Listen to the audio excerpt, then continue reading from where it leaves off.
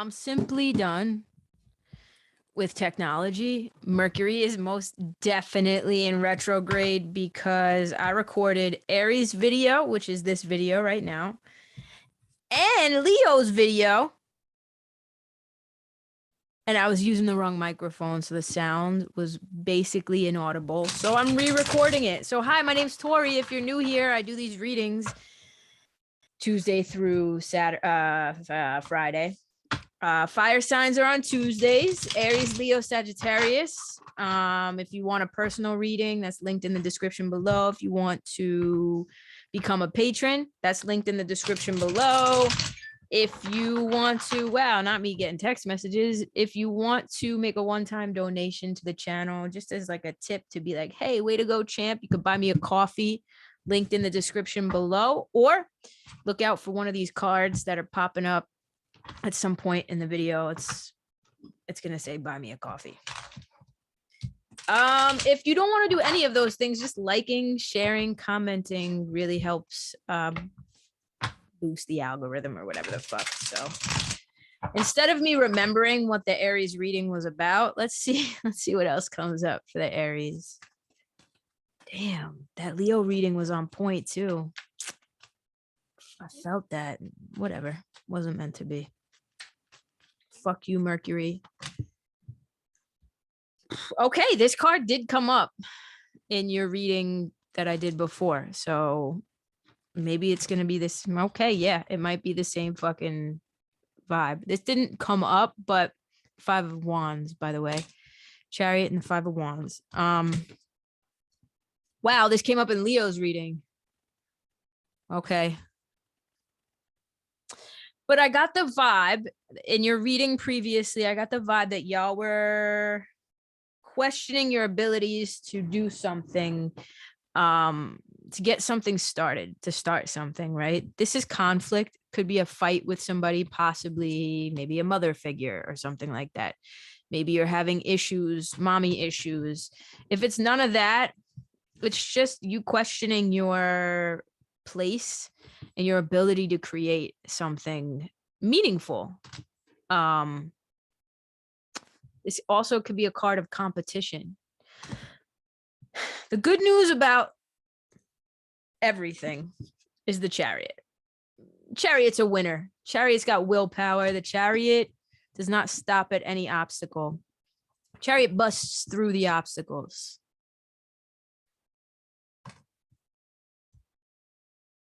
Which can sometimes, that's a good thing. I mean, maybe if there are obstacles that actually need to be worked out, that's something to think about, Aries. But mainly,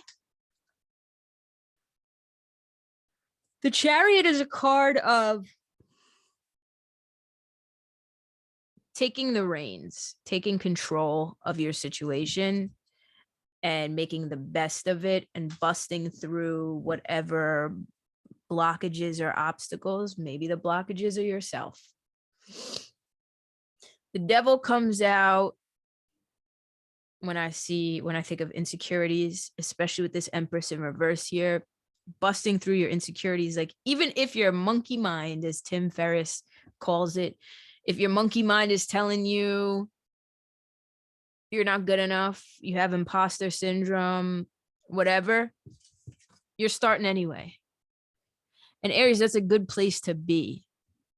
You may be feeling like these two energies right here are just weighing you down, and maybe they are. But the good news is you're not going to stop. No, the fuck you are not. Like I said, these two cards, the Emperor and the Chariot, it's about taking control, being in control of your situation, being in control of the conflict, being in control of where you're at. The Emperor is very much so a card of like being bossed the fuck up. You want to be mindful, though, especially with this Empress here, to keep the balance, to not be too much in your analytical, but not enough in your emotional as well. And this is all emotion. This is all analytical, which I feel like here y'all are. This is Aries energy as well. This is definitely your energy, right? Conflicted a little bit, a little bit probably mentally conflicted, maybe not knowing how to fully start something, but at the very least showing up. We love that. But you also want to get in touch with, it's that balance between the masculine and the feminine.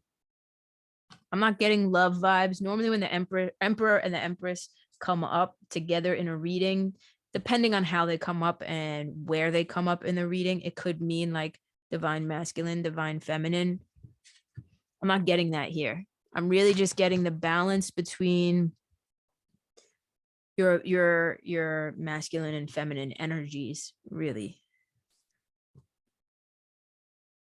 There's a lot having to do with maybe your femininity. And when I say femininity, I don't mean your womanhood, because this isn't for specifically for women, right? But maybe when it comes to your ability to create or your self-worth, or like, I'm getting a lot of imposter syndrome vibes here. Like there's possibly something you're not really fully starting or getting a start on yet, because you don't know if there's a place for you there. That's where that Empress in reverse is coming from. This is a release of fears, though. You're afraid that maybe you don't belong in this space, whatever this fucking space is. The Chariot tells me you need to really bust through those toxic thoughts and bust through the toxic people. What's at the bottom? Yeah. This can be like reconciliations. This can be regeneration, maybe getting new perspectives on a situation, seeing it from a different angle, possibly. I don't know why I want to say that. Whenever I see the Five of Swords in reverse, I think of just laying down the swords, no longer resisting whatever the fuck. Finally taking action. The Lovers in reverse. Maybe this is a relationship, but I'm still not getting that. I mean, it could be the Lovers in reverse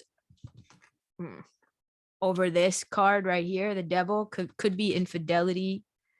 It could be making the choices between things that hurt you and things that heal you.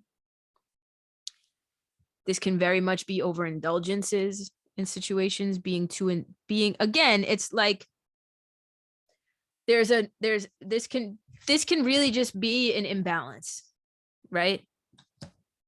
These are very this is like ego energy, right? Overindulgences in material stuff. And this guy right here is very rooted in the material. He's very analytical. He's very like matter of fact. Whereas the Empress, which is in reverse, is the opposite. She very much so feels. She doesn't need to know because she's in touch with her intuition, and she doesn't need it proven. The Emperor does. So you're really needing, I'm really feeling like this energy of like you needing to have faith in whatever the fuck this is. But with the Lovers in reverse,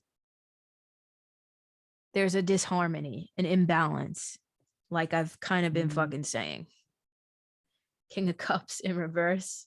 Again, needing to be more in touch with the emotional aspect of whatever this is. Yeah, it's okay to be analytical.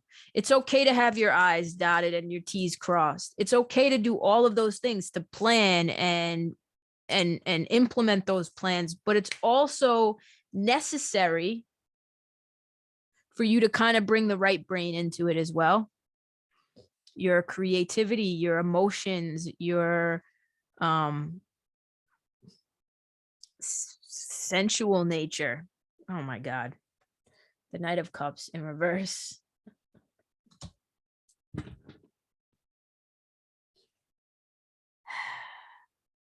You guys could be irritated lately with certain people or things in life. You could be looking at other people outside of you and maybe feeling envious, or like, why does this person get this, but I can't? The idea here is to not look at outside things. Again, things outside of you. The devil comes out when it's like you're trusting more things outside of you than you, Aries. You're trusting people's opinions of yourself over your own definition of who the fuck you are. And whatever it is possibly clouding your judgment and your actions. It's like almost dictating how you move.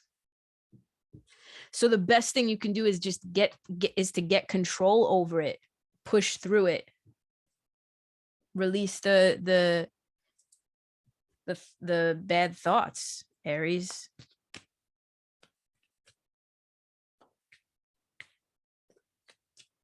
I'm done.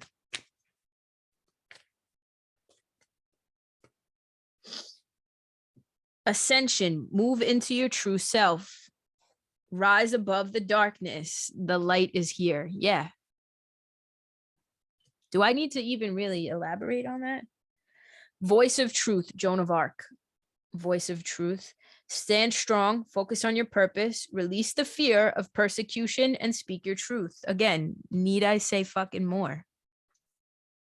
Speak from your heart, get in touch with your heart center, your emotions. That's where the truth lies, right? It doesn't lie with outside people or things. That's all I got. I hope that makes some sort of fucking sense, Aries. Let me know. I'll see you guys in next week's reading. Peace out.